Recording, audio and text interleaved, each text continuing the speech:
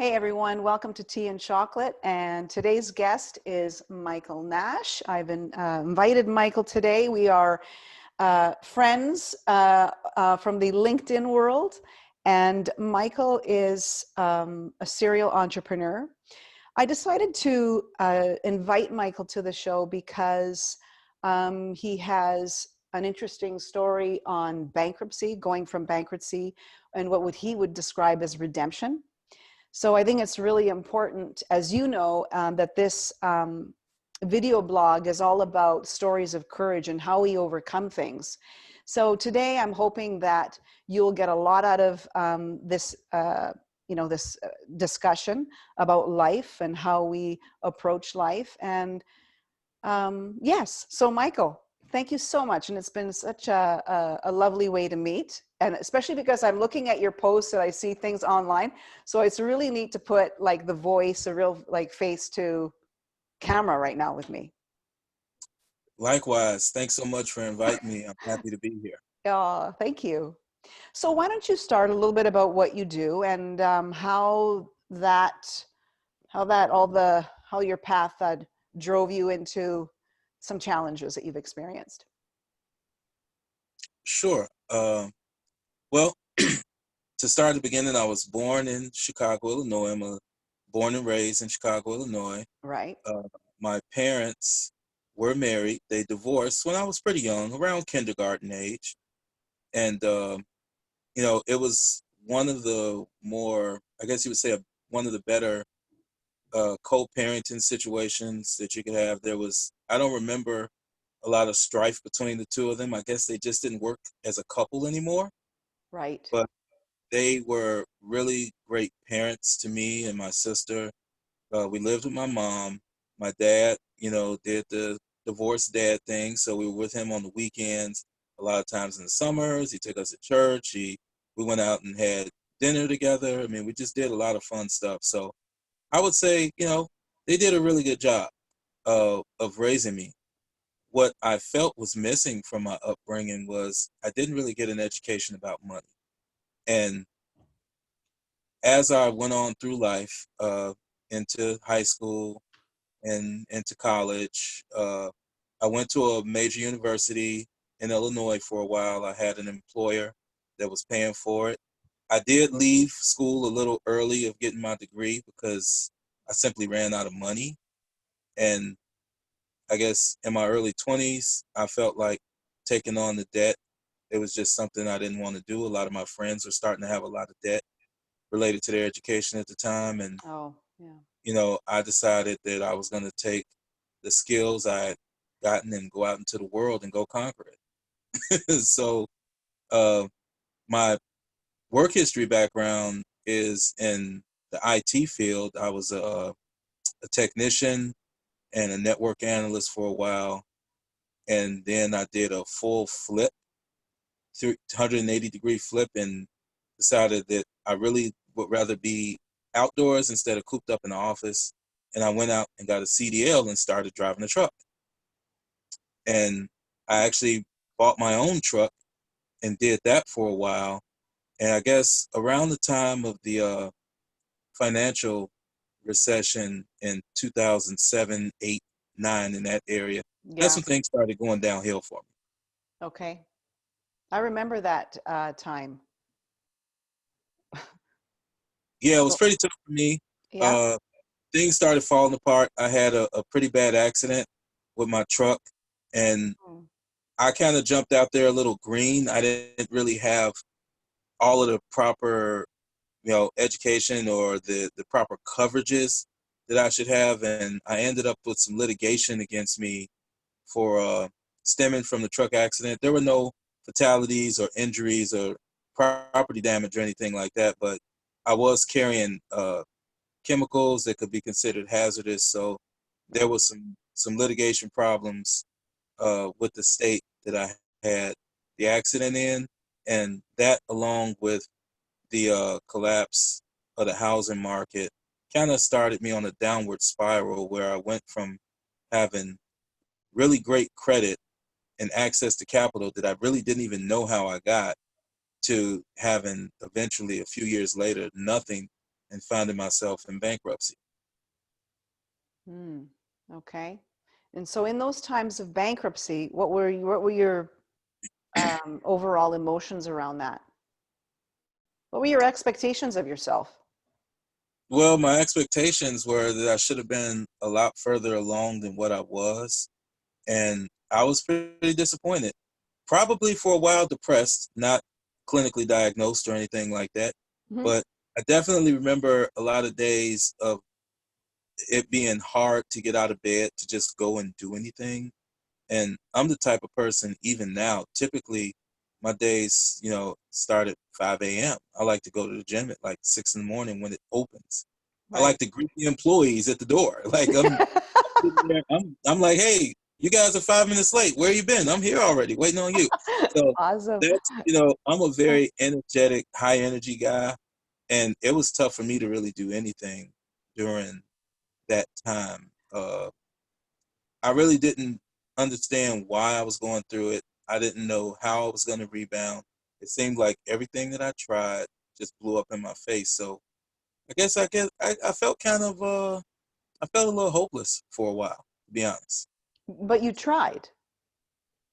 I tried quite a few things. And then some of my wounds were self-inflicted because I had one job offer during that time period that I felt was a little beneath me.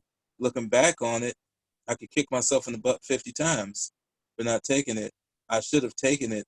I still think that I would have ended up where I eventually ended up, which was at rock bottom, but it wasn't the right choice to make because by that time, I had gotten married in 2008, and my wife and I had a son, and she had a daughter when we got together that I committed to helping raise too. So, I had a family depending on me, and I just felt really, I just felt bad because I wasn't able to do for my family, and it was a horrible feeling, and Hmm. I didn't know how I was gonna, get out of it. Right. What was that time frame? I'm curious. Well, that was all through, I guess, 2008 through 2011. I actually filed Wow. bankruptcy in 2011. Okay. 10 years prior to that, and Yeah. well, 11 years prior in 2000, I bought my first home when I was like 24, 25 years old. Hmm. Uh, I didn't have a family or anything. I was a single guy in a 4-bedroom house. I Okay. grew up in an apartment, so I just wanted to live in a house. That's So, wonderful. uh, I love and that. Yeah. and the market spiked 5 years after me buying that house. And when I sold that house, uh, uh, I made a substantial profit Profit. from the Right. sale of the house. And I tried to do what I thought was the right thing. I tried to invest the money. I tried to invest in real estate. I purchased a couple of properties, but to be honest, looking back, because I wasn't in the business yet, I was just a consumer. So looking back on it, I just didn't know what the heck I was doing, and I didn't have the best or the most honest professionals helping me, which is probably why I take honesty so serious of Mm. people that I help in the real estate business, because I know that the wrong choices can set someone back financially for years. So I don't ever want to be a part of that. I always want to be a part of you ascending. Yeah, that's beautifully said. Thank you. Yeah, so that's kind of some of the stuff that led me into the bankruptcy. It was just collapse of the market. The job market was bad. Uh, I was behind on everything. It was just to the point where I was not going to dig out. And I had to just make the choice to hit the reset button. And once I hit the reset button, I made the further choice to commit to learning everything I could about how money actually worked. Most of us are taught to go and trade time for dollars.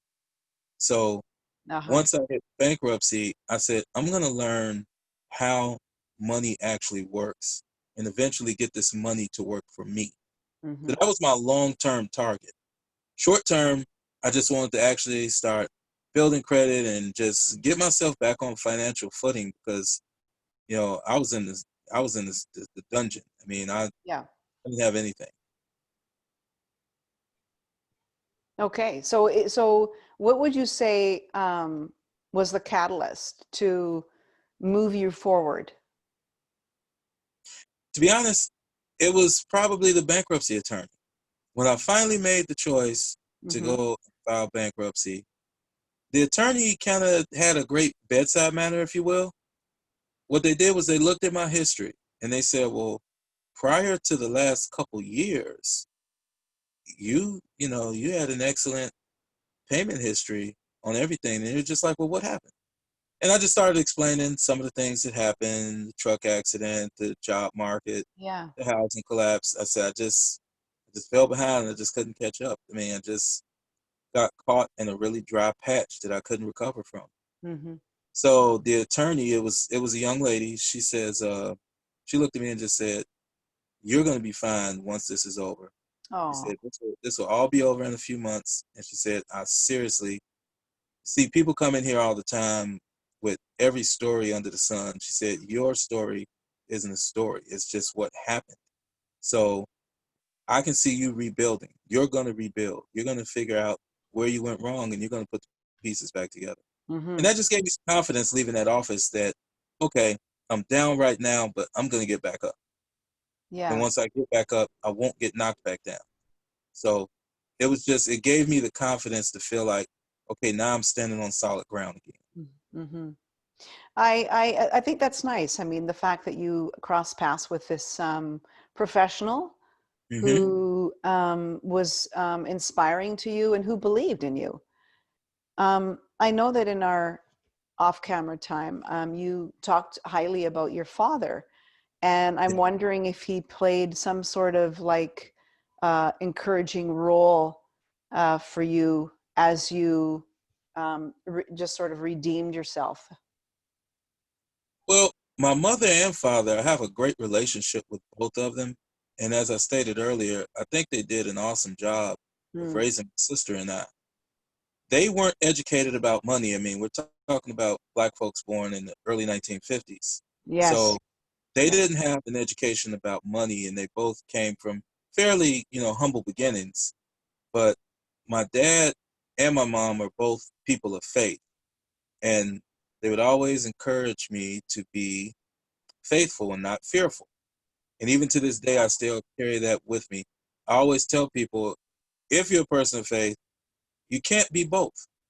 You can't be fearful and faithful. You have to choose one path.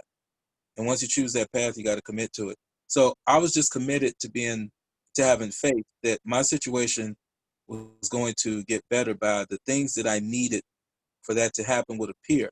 And then I'd take advantage of them once they did. So I guess the first step was meeting that attorney and kind of having a positive encounter there. And then once I came out of the bankruptcy, and I decided to go, and I was told I could go reopen and get a bank account again because I didn't even have a bank account. My account had gotten closed and garnished, so I didn't have that. Uh, the banker that I met with was really positive as well and gave me some advice on how to restart my financial rebuild. And from there, I just got proactive. And I would urge anyone to. I started watching videos, I ordered some books, I read articles, anything financial related. I just didn't want to be in that position again. And I was willing to put in the work to make sure that I wouldn't be. By the way, I love that. Faithful or fearful. That's a real. I like it. Because I'm thinking, because here I'm thinking that's a good lesson. I'm thinking, God, I think I don't know if I bounce back from fear to faith. Yeah. So You can't be both at the same time. You can be both in the same day, just not at the same moment in time. perfect, Yeah. perfect, perfect. So, if you had any sort of like tools to um, share with the business community, what would they be? Well, part of my mission, I feel that whatever you're doing, uh, the mission has to be bigger than just you. Mm, The end beautiful. result that you're looking to obtain, it can't just be about you. To me, it has to be a give back involved. So, Yes. for what I went through, a lot of what I try to give back is in a way of financial literacy. So I think that plagues lots of people, but I think it's most prevalent amongst people in the Black community. It's just not, if you're 40 something years old like me and your parents are in their 60s and 70s or even 80s, it's a good chance that they didn't get financial knowledge taught to them by someone. Okay. They've just gone through life and just did the best they could. And my dad, actually, you asked about my dad, so there's one thing I left out. My mom and dad are awesome savers. They don't know anything about investing, but they taught me how to save. They taught me not to spend every dime that you get. They taught me to have something for a rainy day. They've always been awesome savers, so that trait carried over to me.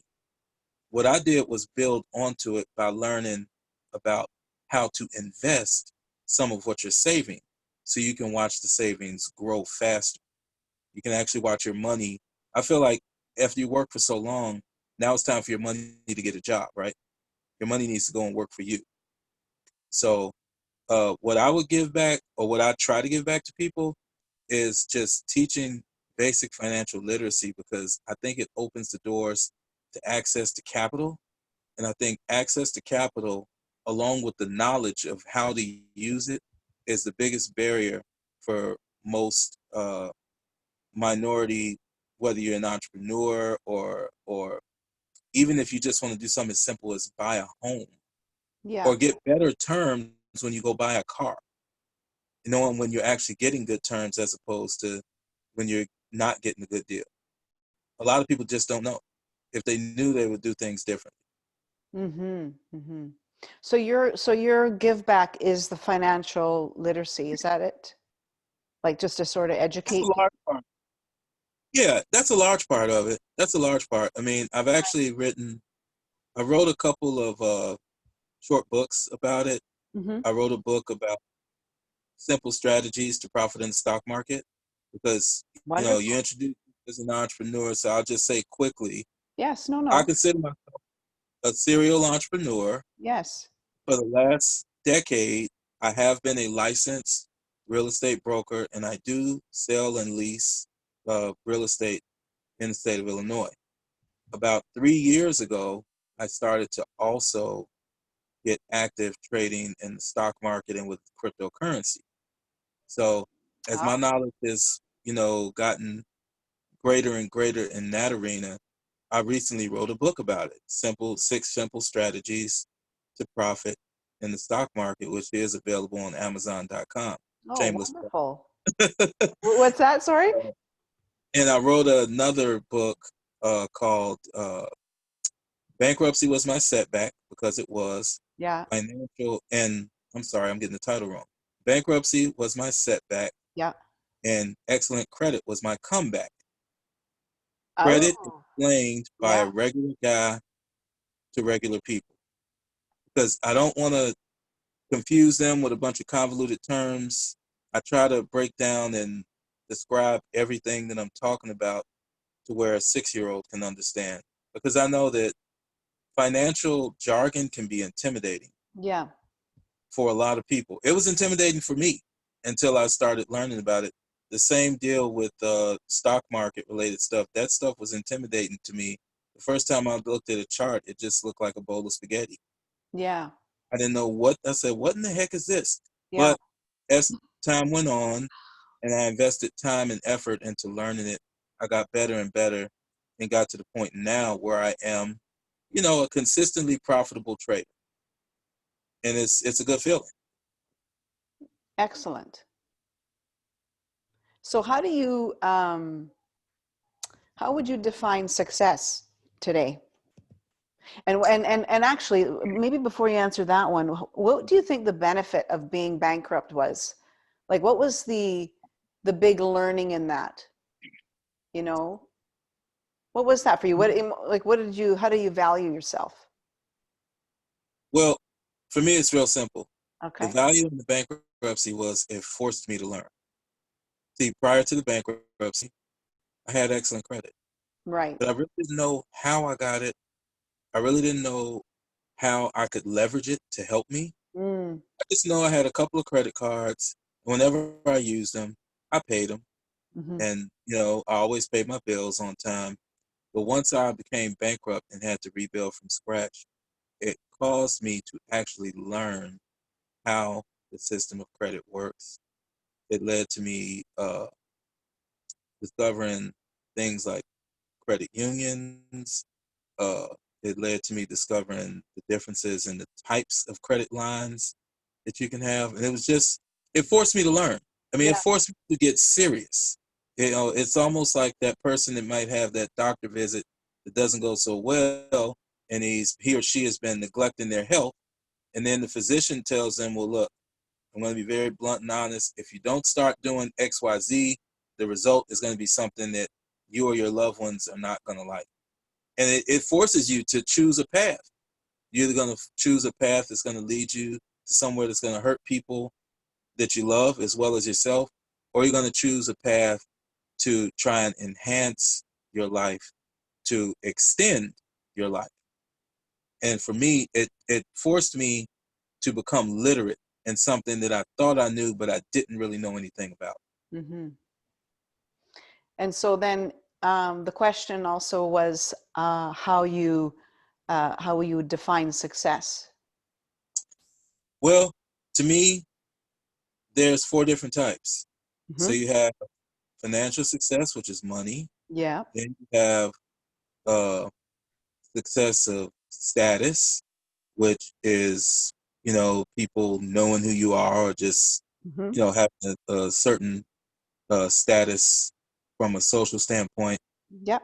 Then you have material success, and then you have the success of time. To me, Mm. time is the most important because if this shirt didn't fit, this hoodie I have on didn't fit, I could just take it back to the store and say I need a bigger size. Okay. I can return it. There is no returns on time that's burned. The interview that we're doing right now, we won't get this time back. Hmm. So for me, success is having control of my time. It's to be able to go to all of my son's school events over the years and Oh, try and be as super a dad as I can be yeah. and be involved as I have with his school to where I've gone to our state lobby day for years, lobbying for funding, being at events, and just not having to miss the important stuff, the experiences that really matter. So to me, the success of controlling my time, money and things like that, it comes with it, but it doesn't come at the expense of you not having control of your time, you not having time with your family, or you just being miserable on the inside because you're doing something that you don't totally love. Hmm. You're just doing something that gets you some financial resolution, but it's not making you whole. So to me, that's success. It's having control of my time and the Yeah. things along with it. Yeah. Yeah. You chose the word earlier, going from bankruptcy to redemption. What does redemption mean for you? Why that word? I guess it's that word because I feel like I was redeemed. I felt like I tried to make what I thought were sound choices in my early adulthood. And I think the things that led to the bankruptcy, some of it was self inflicted, some was things that were just well beyond my control. Yeah. But I guess after the first couple years out of the bankruptcy, when things really started to look up because I set targets that I felt like I could reach in a certain amount of time. And once I reached a target, I set a new target. And I guess it was maybe 2, 3 years in, I started feeling like, okay, I really do see progress now. And it taught me the process. It taught me to trust the process, which I can kind of thank real estate somewhat for that too, because real estate sales, the house I show you today that you may purchase, I won't be paid today or tomorrow or next week or maybe not even next month. Yeah. It might be several months down the road but it's just the foundation that was laid was making the phone call. Hey, hello, Lauren. I heard you were interested in this property at 127 Maple Lane. And then from there, having a conversation that leads to an actual property tour, that leads to a contract, that leads to the process that eventually allows you to close on the transaction. If you don't believe in the process, or you don't have the patience to see it through, you won't get very far on many things, because just about anything worth having is the process involved. Mm. And that's just my thought on it. Yeah, yeah. Was there anyone else that came into your life that you had considered a mentor, apart from your parents and apart from this hapstance woman that you encountered and who, believed in you? Or did you actually like find that inspiration within yourself? Like you said, faithful rather than fearful. Really, it was a lot from within, because I just remember getting up saying, "You're better than this." And then I would say the same prayer every single day. Many days before I got out of bed, I would say the prayer before I got out of bed, Okay. before I started my day. Mm-hmm. And I feel like, you open your eyes, the blessings start right there. And now it's on you to go out and give your best, if you're a person that believes in a higher power. Because to me, that's where it's showing gratitude. Yes. Show gratitude. I guess what would inspire me sometimes is just total strangers. If I see a person in my travels, a lot of my work is done in Yeah. various communities around, the Chicago metro area. So if I see a person that is visually impaired, or maybe is physically immobile because of an accident or something, and it just makes you realize, well, I got the world at my feet. I just got to get out here and do it. There's nothing wrong with me. I get up, and this person that maybe is missing a limb would love to have the ability that you have. So I try not to take it for granted. And to me, by getting up, and once my eyes are open and the blessings start right there, as I stated before, to me, you show gratitude by going out and doing the best that you can for that day. Whatever the tasks are at hand, do the best that you can. Mm-hmm. Well, that sounds like it's a very balanced view, if I may say so.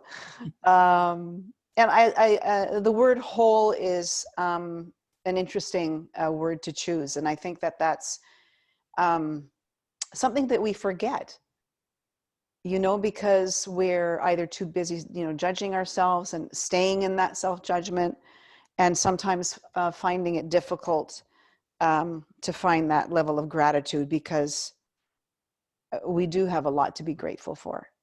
Absolutely. Yeah. Is there any parting words that you'd like to say that would be helpful either for the audience, or anything that you'd like to share? Yeah, actually, there is.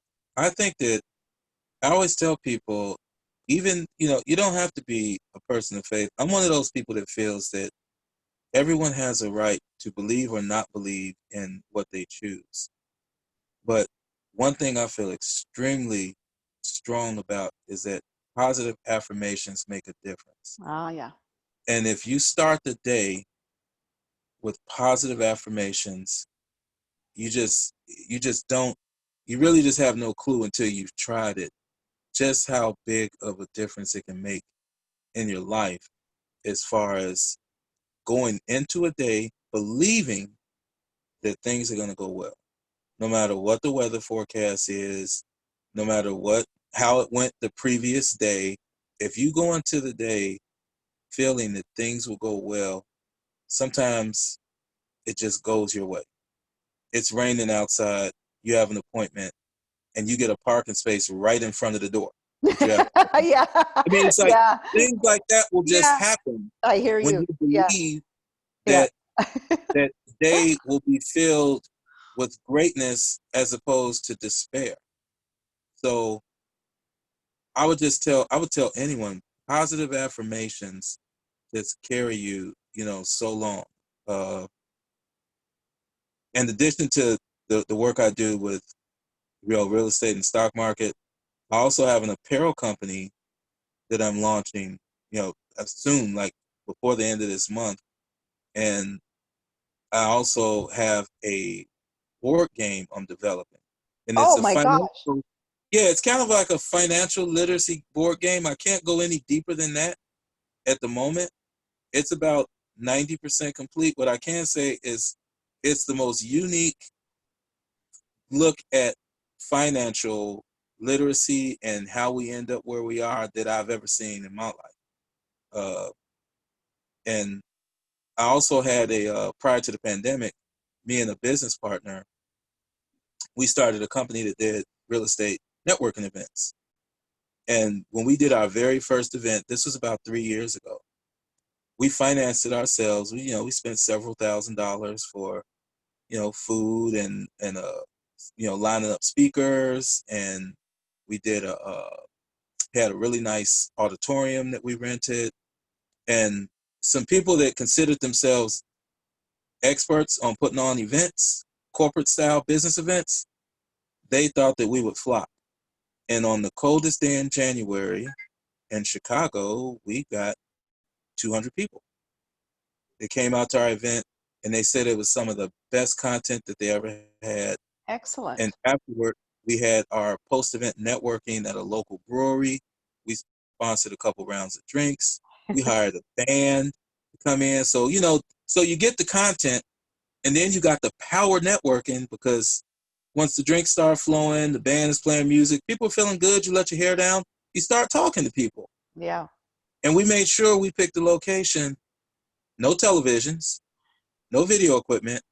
We wanted it to be Mike and Lauren see each other, and there's nothing else to do, so let's talk to that person, Oh right? yeah. Good idea. And we got people talking, Yeah. and people texted and emailed us for like the next few months after that about how great the event was. I remember one gentleman saying that he felt like going to those events, he might get one good connection. If he got two, he felt like he got great value. He was Mm, like, at you guys' event, I felt like I got like a half dozen great connections that's that day. wonderful. And he said several of them turned into some type of tangible transaction in the course of that year. And I mean, so we felt like we were providing great value. So we did that like 5, 6 times a year. Mm, And we would always change things up a little bit. But there would always be a social aspect to it, whether it was something outdoor. We did wineries, breweries. We had jazz bands. We hired DJs. I mean, we did things. We had caricature artists. That's actually the character you see in my yeah, I on see that. my left. Yeah. That's from one of our events. Pardon my We hired, ignorance. Oh, yeah, sorry. we Go ahead. hired a pardon me? No, go ahead. Go ahead. I was saying we hired a caricature artist, and we had about 150 people at this event. And I think I was the last person to get mine's done, Uh-huh. because when you're a host, you're busy Yes. and you're running the event. And our artist was like, "Look, I did one for everybody here. You're getting one." So I liked it so much, I put it on my wall. And even with the positive affirmations, that starts. I'm sitting in my little home office at home, and that starts from the moment I walk into the office, because up on the wall, I see the best is yet to come. Mm. That's one of the first things I see every day. The So best is yet to come. where do you, so I'm out of curiosity and for the audience's sake, do you go for a specific place to get your or to get your affirmations? No, uh, it's based. I believe that we have not because we ask not. So I don't think you have to go somewhere for affirmations. I think you just claim what you want to happen. But it has to be, it really has to be bigger than just you. So I'll just, you Yeah. know, I want to see more. I want to see more Black people own businesses that where they're not the sole proprietor, where it's just them. I want to see them own more businesses where they can actually hire employees, and because that creates jobs, which creates stimulates your local economy, your neighborhood economy. So to me, financial literacy, it's the backbone, because if you learn what you can do through leveraging credit, whether it be business credit, personal credit, credit unions, credit cards. You learn about things like check writing privileges. If you learn how to leverage that properly, there's so much you can do. I had no clue. I had no clue. Just like when I came to the stock market, I didn't know that a person with even a small account, as small as $1,000, can actually get a really good return on their money on a month-to-month basis Mhm. if they're willing to.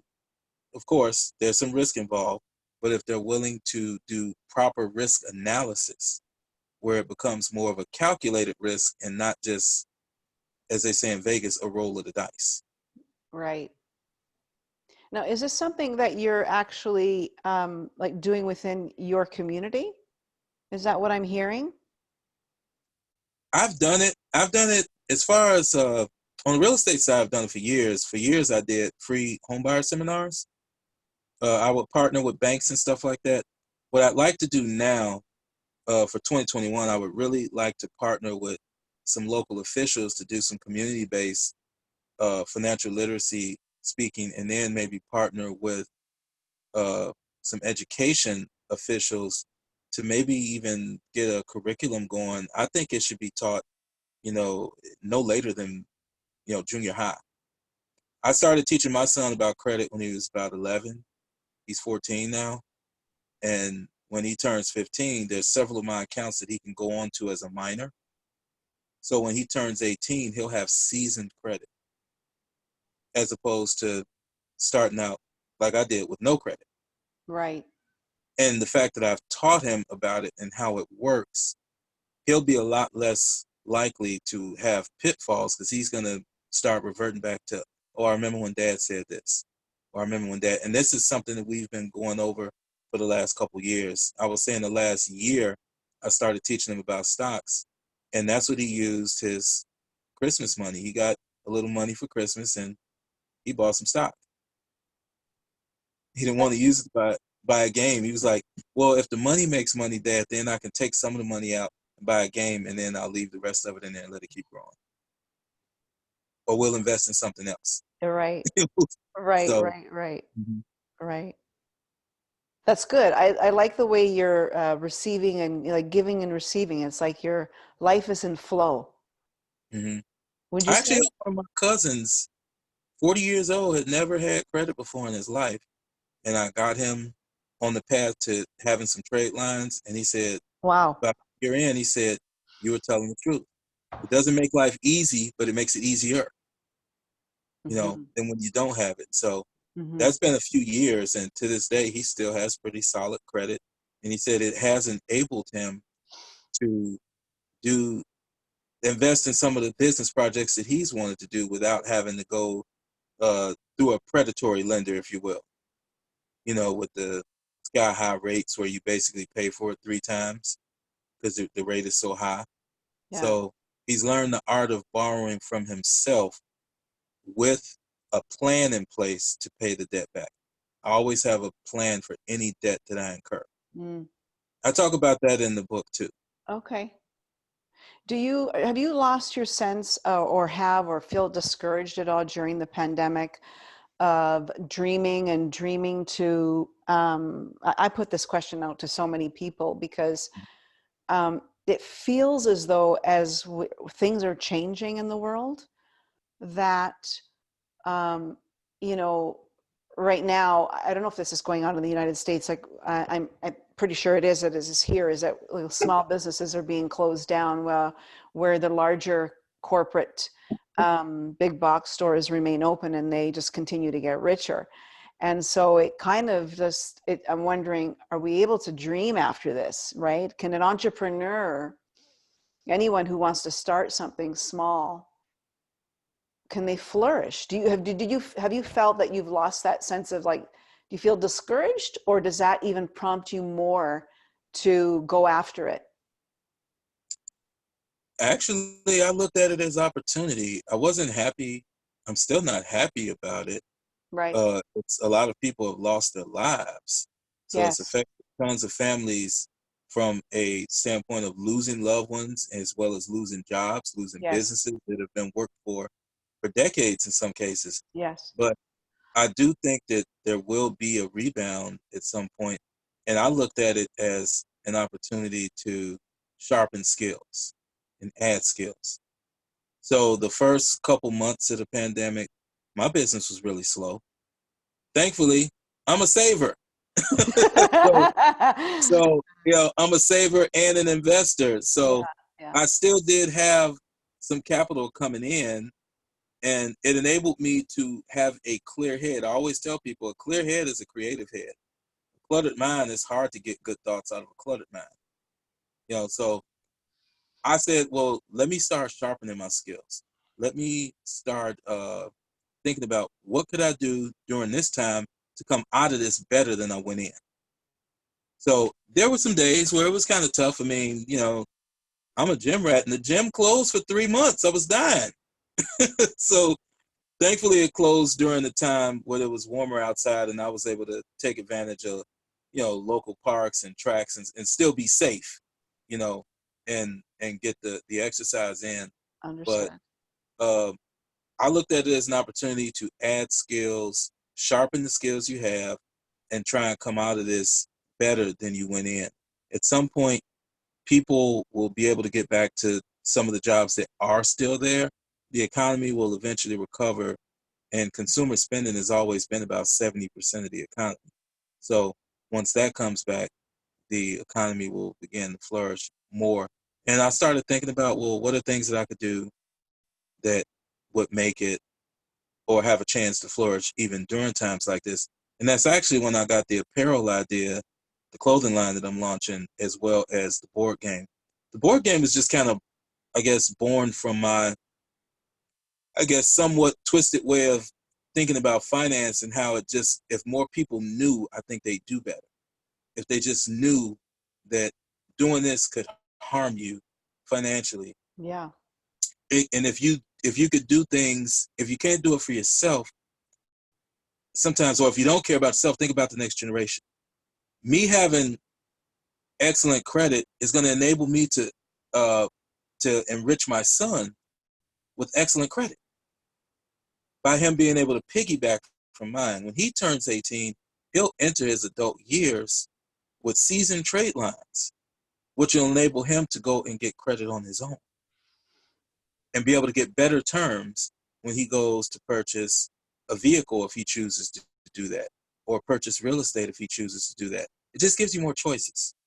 And to me, life is a lot about choices. When you don't have choices, you make decisions. The root word, side, that root word, to me, just, I don't like that root word, side, because it has so many negative words associated with it: suicide, genocide. I just don't like it. So I like to say choices, because to me, choices is positive. Decisions is like, oh man, your back's against the wall. You're at the fork in the road. You got to go left or right. But when yeah, you're making choices, you're usually doing it from uh, a position of strength and calmness right. and rationale. Yes, So you're able to actually weigh your different options and choose which is the best for you. very well put. And those Yeah. are all these those are key reminders too. What's that? What's the reminder? I'm sorry. Well, the fact that we have choices and it's coming Oh from a yeah. place, and then it's coming from a place of calm, Yes. Yes. right? That's the Yes. point. It's that place of centered, and going back to what you said earlier about being faithful Mm-hmm. rather than fearful. I love that term. I'm keeping it. Oh yeah. Feel free to use it. I You're mean, just kidding. the recession of a little over a decade ago, I was not making choices. I was making decisions, and some of those decisions really helped to, you know, keep me on a downward spiral. This time around, I'm able to stay calm through this because I'm not under duress. I'm able to stay calm through this, and I've really been blessed. I mean, I've been blessed that first and foremost, our family is healthy, and we Yes. haven't suffered any. Uh, we haven't had any deaths or serious illnesses due to the pandemic in our immediate or extended families. But I do know people that have, so Mm, I know it's real. and it's not a joke. And we treat it very seriously. You know, we treat it seriously in our household. Mm-hmm. Mm-hmm. So, Michael, thank you. Well, thank you for having me. I Oh, enjoyed this. yeah, I'm glad. I'm glad that you did. I think, sometimes we just, I like hearing stories. I like hearing, what people's experiences are in life. It's important to share them so you can empower others in the same way that you feel that you, you know, um, offer your services to others. Like you said, it's bigger than ourselves. And I think that's something that we always, that we need to remember. Hmm. Because we can kind of get lost. I know that sometimes I can get lost in, oh my God, what happened in the news today, or kind of getting stuck into that narrative, and then bringing it back and going, right, okay, that happened, but that doesn't mean that it's going to be last forever or whatever it is, right? Um, so I'm hoping for more good things happening your way with your apparel company, with your game idea. And I think that having the imagination is really, really cool, because having an imagination and an open and wild imagination brings all these incredible opportunities that you've shared with us today, with me, our viewers. Well, thank you. I just say before we conclude here that Yes, most people have gone through some type of trauma in their life. indeed. Uh, no need to pass that trauma along. So life is already hard. No need to make it harder. So instead of giving a harsh word to someone that can break them, try a positive word because that might nudge them forward. You Yeah. know, so I just look at it that way. It's one of the simplest sayings ever is just treating people the way you'd like to be treated. Mm-hmm. So, you know, I don't need to pass any trauma along and I don't need to be harsh to you because life is already hard. Yeah. That's a great reminder too, right? Because sometimes when we're reacting to something, it's usually something within ourselves that, that's been passed down from generation to generation. Yeah. I have that, I have that experience as well, Hmm. and I need to say something about your attire today online. Okay. Yeah, I love it. Well, I mean, Purple Rain. he was an icon, no Yes, he doubt about it. was. He was an icon, and visiting the his studio and his home in the Yeah, Minneapolis area was a huge. yeah. That was just we were just super excited when we went up there a couple years ago, my wife and I, and you know, I was lucky enough, and I haven't found anybody else that has this sweatshirt. Really, So it's awesome. I don't know if I still have the album. I might I have think given my it sister away, still but has a copy of the album. what's that? Sorry. I think my sister still has a copy of the vinyl of the album. Okay, right, right, right. Yeah. When he was in Vancouver, he came to he was in one of the small theaters, like not so like a smaller the Coliseum. We didn't have like the grandiose stadiums at the time because this was in, I don't know, the 80s, maybe 90s. I can't remember. I don't know when was Purple Rain did it come out? 84. 84. Okay. Mhm.